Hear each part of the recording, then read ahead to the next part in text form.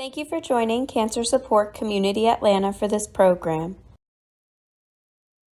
Please visit our website, cscatlanta.org, for a complete list of live and recorded events. We invite you to sign up for our newsletter to stay connected to all future programs.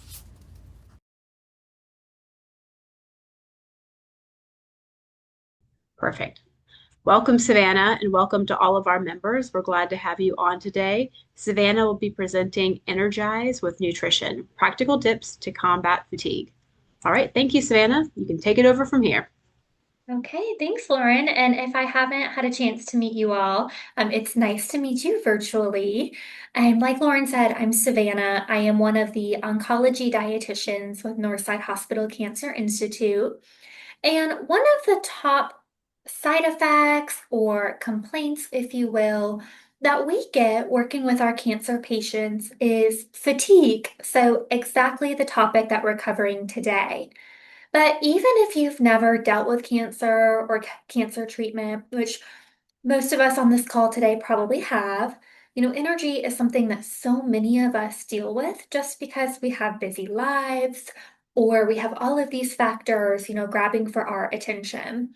And this time of year, especially, our batteries tend to be drained with the holidays and the cool, dreary weather and it getting dark early.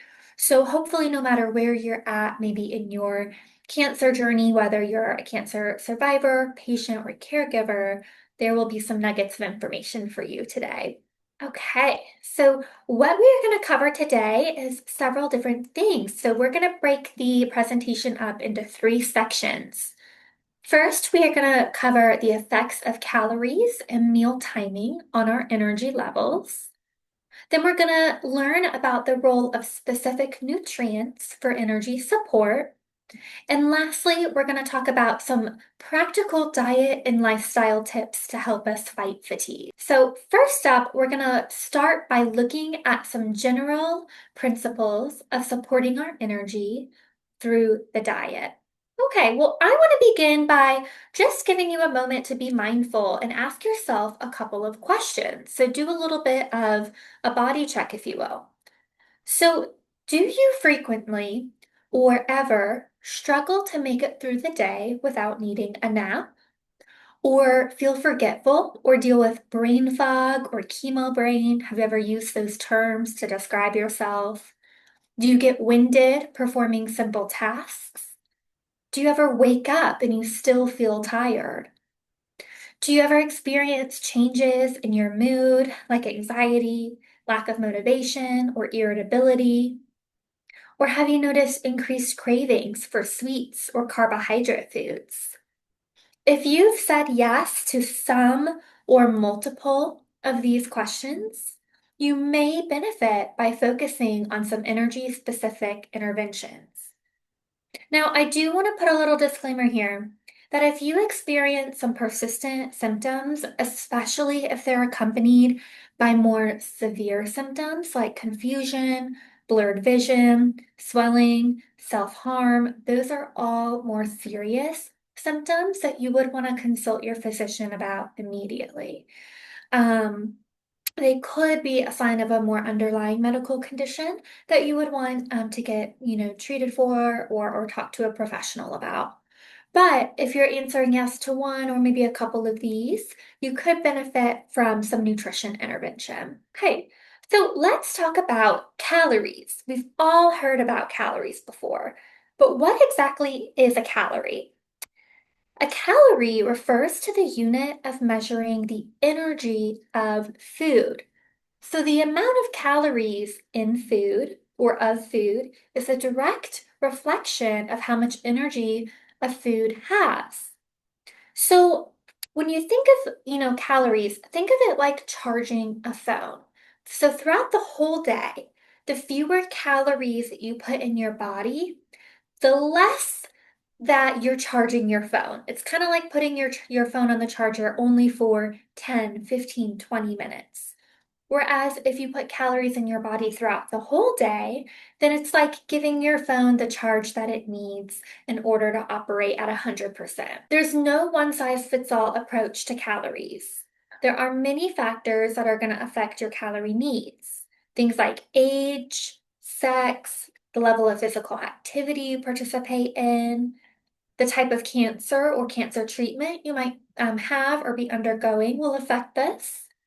If you're actively trying to heal from a wound or surgery, the size of your body, whether or not you have a weight gain or weight loss goal.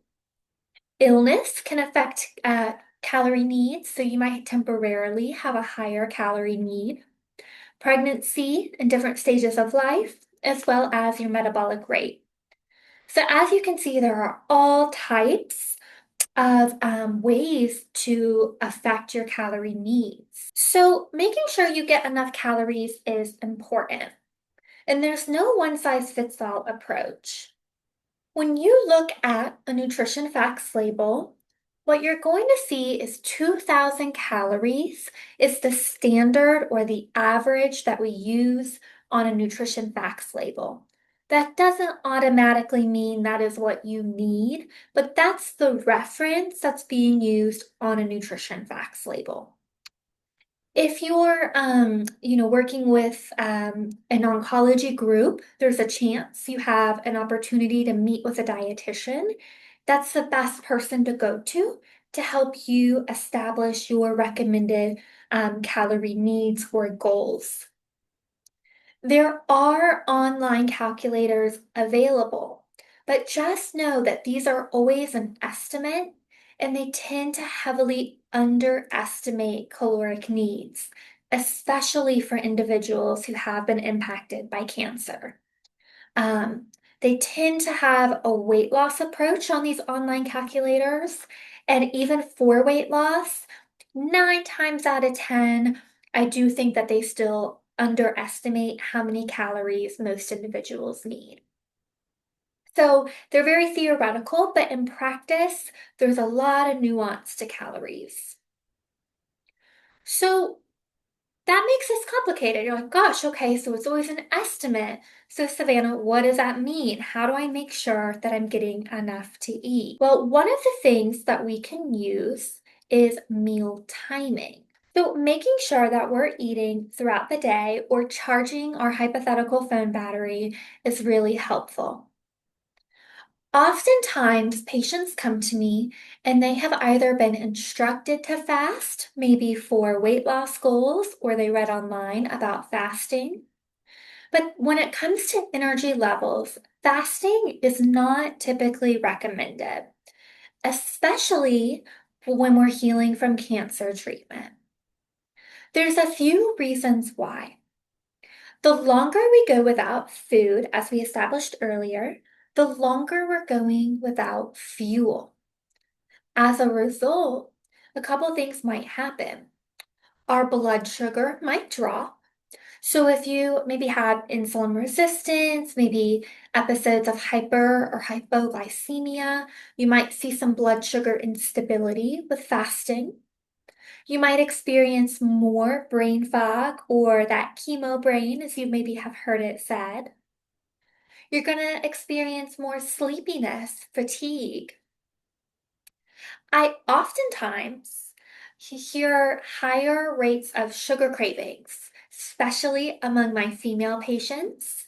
A lot of times I see a pattern of skipping breakfast or fasting and sugar cravings later in the day, either in that mid-afternoon around that 3 p.m. hour or after dinner time having higher sugar cravings. That's because your body's looking for some fast-acting energy because it went without that energy earlier in the day. Something else that could happen as a result of fasting is it can lead to overeating later in the day as well. We call this calorie rebounding, where you went without the fuel that your body needed the first half of the day. And so your body sends these signals like, excuse me, I need a little bit more food. And you end up eating a lot more later in the day to compensate. So what do we do instead? Well, from experience and research also tends to show that this is beneficial. We recommend one of two paths, so you have a choice based on what makes sense for you and your body.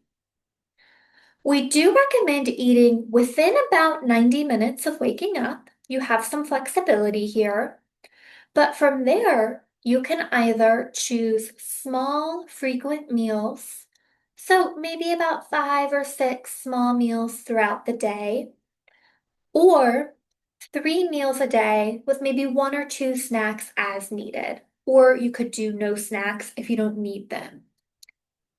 So the small frequent meals is a great option if you're still dealing with a lot of lingering side effects or are in the throes of cancer treatment.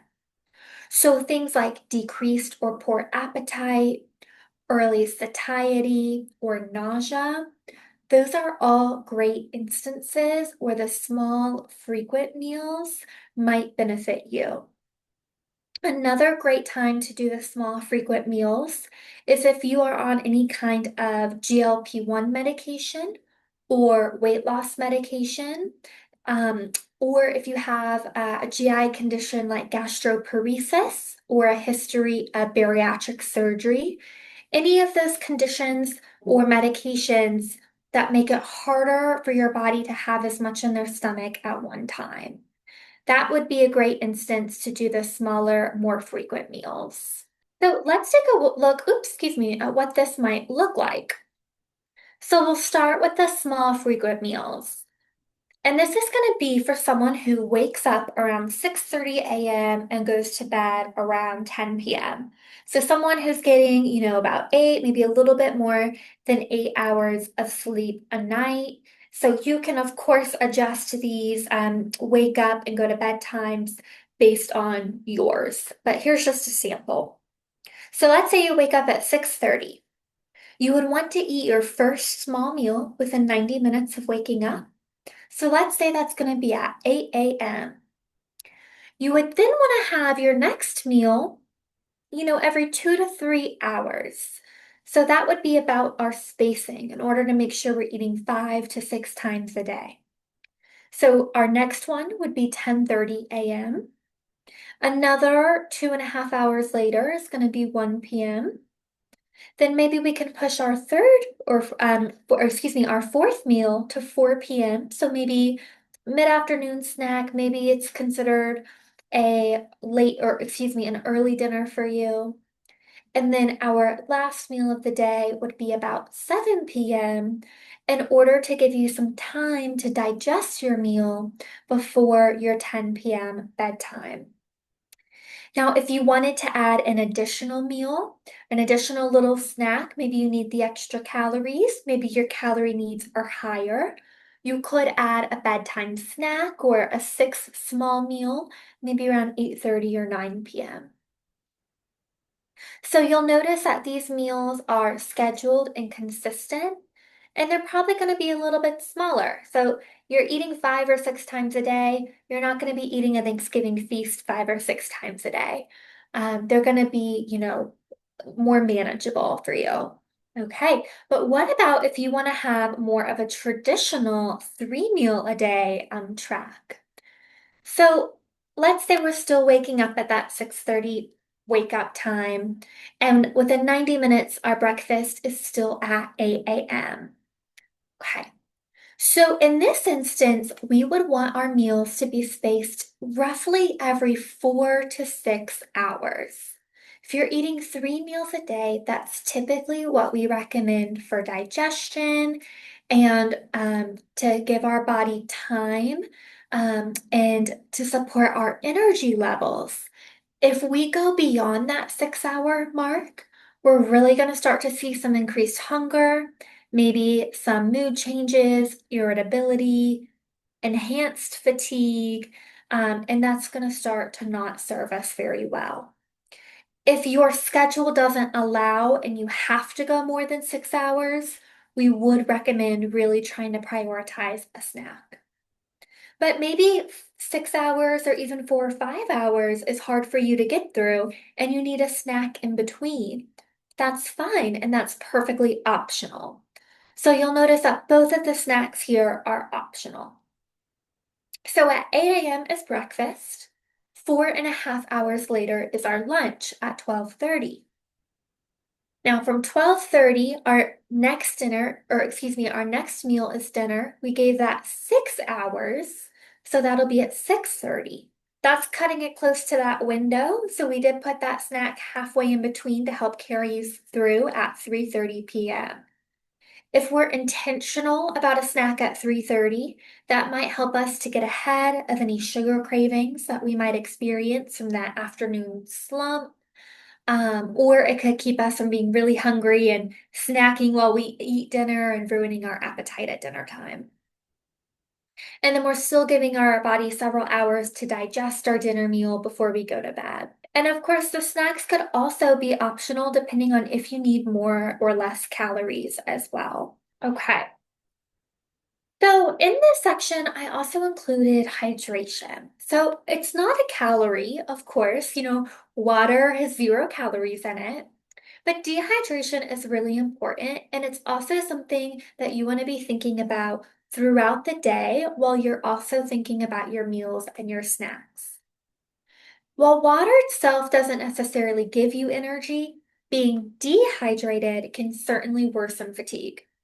It does this, number one, by reducing blood volume. When your blood volume is reduced, the heart actually can't pump blood as effectively, which means there's reduced oxygen delivery to your muscles and your organs. And that's going to affect how you feel and your energy levels. Dehydration can also cause electrolyte imbalance and influences hormones such as cortisol, which is your stress hormone. When your electrolytes and your hormones are imbalanced, that can also affect energy. We recommend starting your day with hydration and drinking throughout the day to keep up with your needs. Again, there's not a one-size-fits-all approach, but 64 ounces a day is a minimum for most individuals. Now, minimum is the key word here. I would, wager that probably 80% of my patients really need more than 64 ounces, but if you can hit that, that's a really great start. So that's 8 cups, or if you measure your water by those like 16-ounce water bottles, that's 4 of those.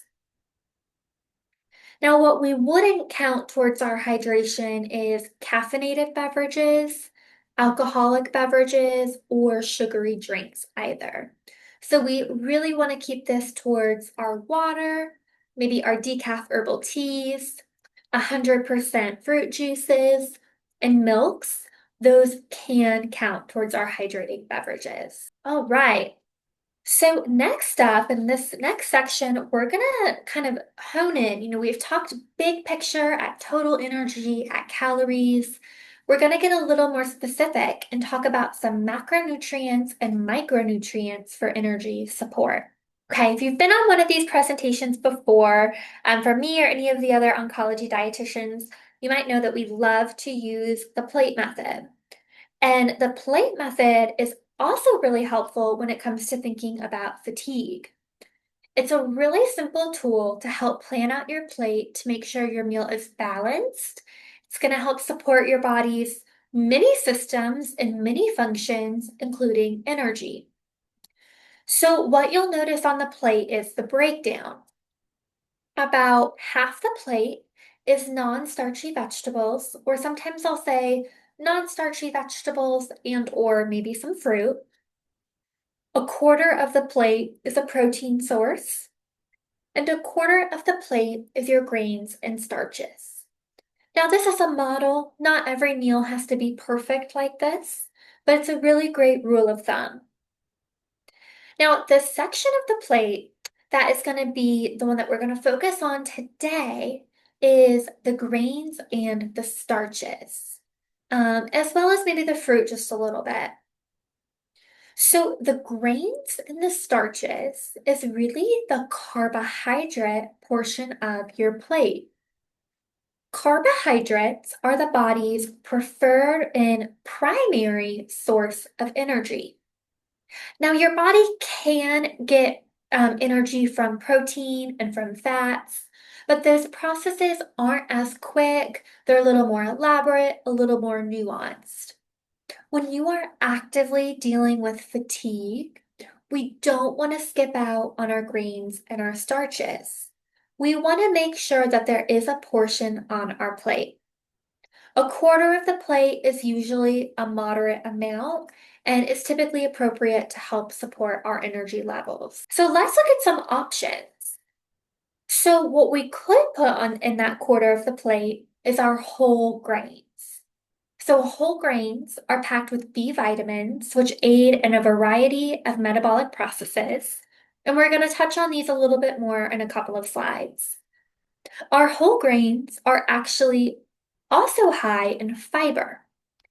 Now, fiber is beneficial for our energy because our body breaks it down and digests it more slowly, giving us more sustained energy throughout the day.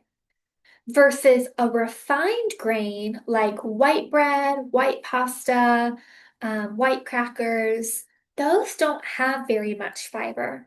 So your body actually breaks it down really rapidly, giving you a quick boost of energy that then kind of fades quickly. So you don't have that energy that lasts over as long of a period of time. For cancer survivors, we actually recommend 3 servings of whole grains a day. Now, if that sounds like a lot, a serving size is really only half a cup of a cooked whole grain. Standard American portion sizes are a lot more than a half cup cooked. Now, some examples of whole grains that are common are things like wild rice, quinoa, oatmeal, or you could get a little more creative, try some new whole grains, things like barley, farro, and I think actually the cancer support community's cooking demos have done a great job of experimenting with some different whole grains. So definitely check out some of those recipes on their website. Now, if you're not feeling like having a whole grain at your meal, you could also do a whole grain product or a starchy vegetable. These are also great carbohydrate sources that can give you fiber, vitamins, minerals, and ultimately energy.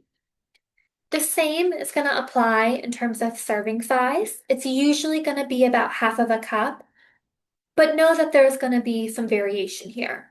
For example, popcorn, 2 cups is going to be a serving size, so you get more volume there. Some other examples here are going to be products like 100% whole grain breads, whole wheat pasta, or whole wheat crackers and pita, or our starchy vegetables, which a lot of them are in season right now, like our winter squashes, our sweet potatoes, yams, a lot of things you might be able to anticipate on the Thanksgiving table. Okay, so let's hone in on some of those beneficial micronutrients, which is really the word for vitamins and minerals. There are some specific vitamins and minerals that are linked with energy metabolism or fatigue if we don't get enough of those micronutrients. Getting these nutrients through a balanced diet is possible. In some instances, it might be a challenge for you depending on maybe dietary restrictions or preferences. If you are really struggling with fatigue, your oncologist or your PCP may monitor some of these labs in your lab work. And if needed, they could consider things like supplements or infusions if the diet isn't sufficient. But these should always be considered under the direction of your physicians. So we are going to specifically look at iron, B vitamins, and vitamin D. Okay. So we're going to start with iron.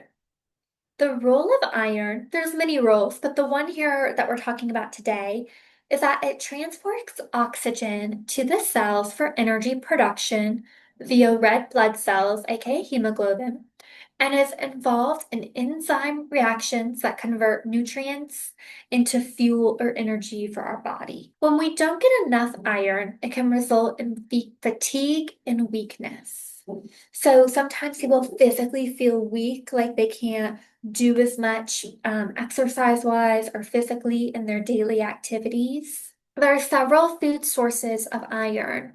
Many of them are going to be our animal products, like red meats, organ meats, things like liver are really high in iron. Certain seafoods like shrimp, but you can also get it in some plant foods like lentils, canned beans, chickpeas, pumpkin seeds, soybeans, and fortified grains. Okay, and next up we have B vitamins. So there's quite a few B vitamins. You've maybe heard them by their true name or by their B number.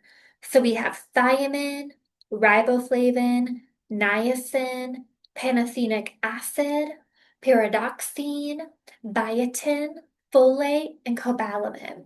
All of these have different roles, different functions in our body. I didn't want to make this super boring, so I'm not going to go through them all one by one.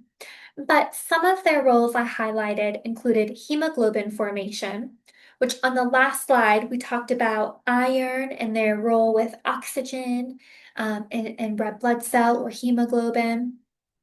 So the B vitamins and hemoglobin or iron are closely linked. Immune system function. So B vitamins help with your immunity and your immune system. If our immune system's compromised, that can also affect fatigue. If we're down for the count, we're catching illnesses, of course, we're not going to feel our best. And B vitamins can also affect brain and nerve function. Some various sources are going to include meats and poultry, fish and eggs, whole grains, leafy greens, legumes, and so much more. So, really, to get your B vitamins, we want to get a variety of foods in the diet. So, we want to get a lot of balance. I do really recommend getting a lot of leafy greens. So, trying to get a leafy green most days or as many days as you can if you can tolerate them. Um, but as you can see here, I mean, this is everything from plant foods to whole grains, which of course are a plant, to our animal products. So really you're going to get these through all kinds of foods. Okay, quick water break. So last but certainly not least, we have our vitamin D. Now, vitamin D also has many roles. One is that it supports mitochondrial function. Now, if you remember middle school, high school biology class, you probably remember the cliche or the fact that the mitochondria is the powerhouse of the cell.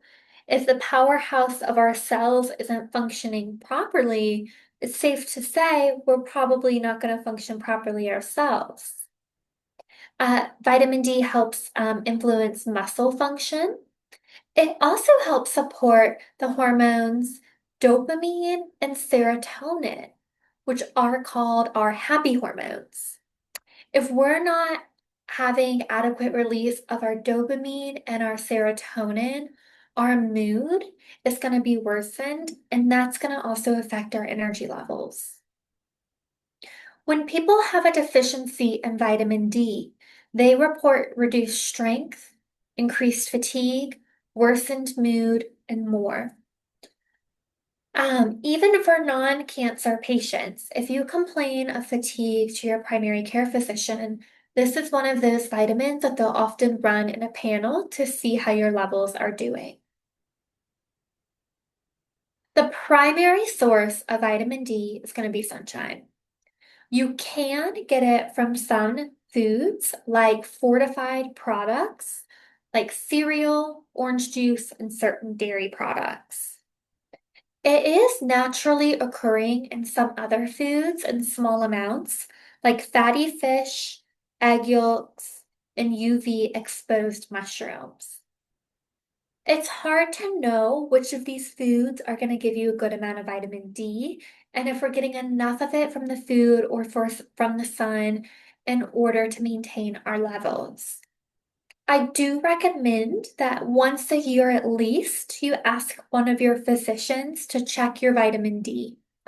I really wish this was one of those labs that was part of a standard panel. Just so you're aware, it's not. You do have to ask for it unless maybe your oncologist automatically runs it because they're phenomenal and they're on top of it. But if you regularly just visit a PCP, you will probably need to advocate for them to check your vitamin D. It's really easy for us to fall short on our vitamin D levels. Okay, so now that we're getting the calories we need, we're getting the micro and macronutrients we need, there are a few other lifestyle factors that we can consider as well. The first of which is going to be physical activity. Now, I know this is a hard one because when you are tired, the last thing that you probably want to do is exercise. But we consistently see, again, in not only research, but also in my practice with my patients, that exercise is really one of the biggest things that can help improve fatigue. Um, this is true for cancer patients going through radiation, going through chemo treatment, as well as mine survivors. This is because exercise can help to improve blood circulation. It's shown to enhance mood. Those happy hormones we talked about earlier, it can help with those. It restores strength and is associated with better immune function. Again, it's been shown to help folks feel better during and after cancer treatment. And you can't see it on the slide, but I actually had some articles I cited in the notes supporting this, and one of them showed that in breast cancer survivors, yoga was able to improve fatigue in many of the breast cancer survivors who participated in this particular research study that was, I believe, done in 2022. This is really interesting research. So lots of benefits here. Now, we recommend, if you're able, 150 minutes a week of moderate intensity exercise, or a minimum of 75 minutes a week of more vigorous physical activity. Moderate exercise includes things like walking, water aerobics, doubles tennis, or even things like yard work and gardening. More vigorous exercise would be jogging or running, swimming laps, singles tennis, maybe a HIIT workout or boot camp workout, something like Orange Theory, or maybe a team sport like basketball. At the end of the day, if you're not up for traditional exercise, just any kind of movement helps, walking more and sitting less. So try not to just allow yourself, especially during recovery, to just lounge too much, but taking some, stretch breaks, stand breaks, maybe going on a 10-minute walk after your meals, which also helps promote blood sugar stability, choosing the stairs when you're able, maybe walking on a treadmill or using a stationary bike while you're watching TV. Um, Counting your steps if that's motivating for you, if you like to hit a goal, or combining social events with movement, like going to the park, walking, going dancing, whatever this might look like for you. Okay. A common question I get is caffeine a good idea or not? So one thing I want to kind of accomplish here is that I don't want to villainize caffeine. Caffeine is not inherently bad, but what we want to see here is that we want to use it to our advantage. We don't want it to worsen our fatigue or mask a problem that we could really be addressing. So, caffeine mimics the feeling of energy. It does not provide true energy the way a calorie does, a macronutrient does. So, we want to make sure that we distinguish between the two. What it can also do is mask our hunger and our thirst cues, keeping us from either drinking water and being hydrated or eating when necessary. And remember what we said earlier, caffeinated beverages are not going to be included in our total hydration. Now, we do have recommended limits on caffeine. The standard guideline for caffeine is no more than 400 milligrams a day. That's pretty generous. Some recommendations or just wisdom would probably recommend less than that. An 8-ounce coffee, typical coffee, is about 95 milligrams. Of course, this is, variable depending on the type of coffee you're getting and how you're brewing it.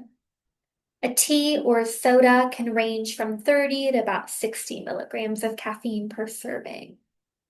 There are some ways to drink your caffeine responsibly. My first tip is to make sure you hydrate with water before your coffee and have water between every cup of coffee. So this way you're making sure you start your day with a little hydration. This can also limit how much caffeine you drink. Because sometimes when we brew a cup of coffee or multiple cups of coffee and we're thirsty because we just woke up, we're dehydrated from a night without drinking, we think that we're going to get that satisfaction from drinking our coffee. We end up drinking more caffeine than we need because we're trying to quench that thirst, when really we should be quenching that thirst with water.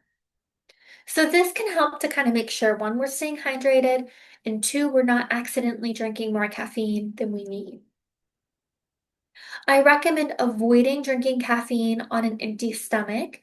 Try to get some food in your system first. Some people say this can help manage their anxiety, which can take a toll on energy levels. And this also prevents you from filling up and getting, not getting any calories in first thing in the morning. Watch out for your caffeine additives, things like creamers, sugars, and flavorings. This is just wise from, an overall health standpoint, whether it's your weight goals, your blood sugar, just be careful about what you're putting in there. And lastly, if you're choosing energy drinks, be mindful of things like herbs, antioxidants, or other odd ingredients that could be added that might be harmful or that might interfere with some of your medications. Okay, so one of our last tips is watch out for stress. So, as I just mentioned, stress can also affect fatigue and nutrition choices. It can lead to stress snacking or relying on comfort foods to kind of, ease that stressful feeling. Leads to overeating, getting too many calories, which can make us feel sluggish or affect digestion. And it can also lead to mindless eating. To reduce the effects of stress in your diet, try sticking to your typical schedule, but keep healthy snacks on hand. So if you do inevitably kind of reach for some stress snacking, you have some healthier snacks on hand. Try to eat without distractions so that you're present and can enjoy your foods. And then, of course, stay hydrated, because when we're dehydrated, we tend to overeat more because our body might be looking to quench that hydration or quench that thirst with food, because some of our foods can give us a little bit of fluids. Okay, so a couple final thoughts. Food is fuel. Calories is a unit of measuring energy. So I'm passionate about reminding folks that calories aren't bad. It's not something to be avoided at all costs. What you put in your body and when matters. So try to choose things that are going to nourish you and fuel you, in order to help you feel your best. If you undereat, you may underperform, but if you overeat, you might feel sluggish. So be mindful of how much you're putting in and what makes you feel your best. Ultimately, when you can, choose nutrient-dense whole foods whenever possible to nourish your body from the inside out, but it's also okay to mindfully indulge in those things that you just really enjoy as well. I'll leave this on the screen for just a second while we go into questions. But if you're a Cancer Institute patient with Northside, and you want to work with a dietitian, feel free to send us an email or give us a call, at the number below.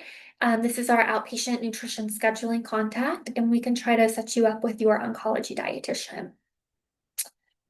All right. Well, I think some questions have been put in the chat, so I will go through those. And then if you have any other questions, feel free to put them in the chat. Thank you for joining Cancer Support Community Atlanta for this program. If you're interested in other live or recorded programs, please visit the online program tab of our website, cscatlanta.org. Or follow us on Facebook. We'll be sharing additional information on upcoming programs.